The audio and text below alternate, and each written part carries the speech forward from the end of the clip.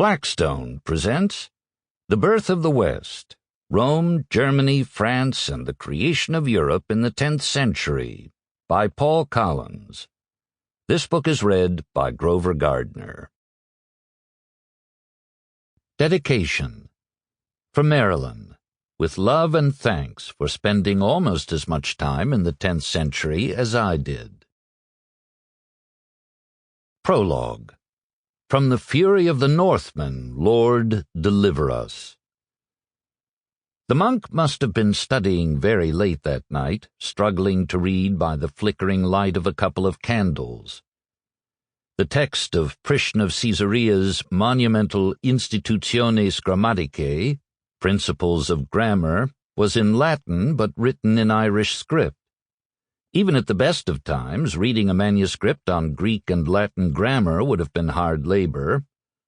But our monk was working late, eventually making some 9,400 interlinear and marginal comments on this 249-page work, 3,478 of his comments in Old Irish. He was most probably reading Priscian at Bangor Monastery on the northeast coast of Ireland just after the year 850. Once the manuscript had been copied between 845 and 850 in the monastery's scriptorium or copying room, it made its way into the monk's hands, where he inscribed the thousands of glosses in Old Irish. Somehow or other, it later ended up at St. Gallen, Switzerland, where it is now a treasure in the Stiftsbibliothek, monastic library. The monk's glosses were intended to aid readers in getting a sense of the text. To today's scholars, they have become an important reference point for understanding the development of the Irish language. But they also tell us about the monk himself. Like many 9th-century Irish monks, he loved nature.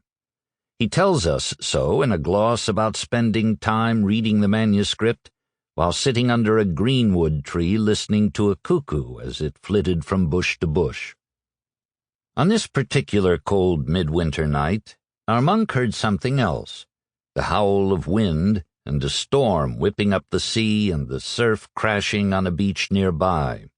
But rather than frightening him, this tempest gave him a sense of security. It meant that for now at least, Bangor Monastery was safe from Vikings, who would certainly not be at sea on such a stormy night.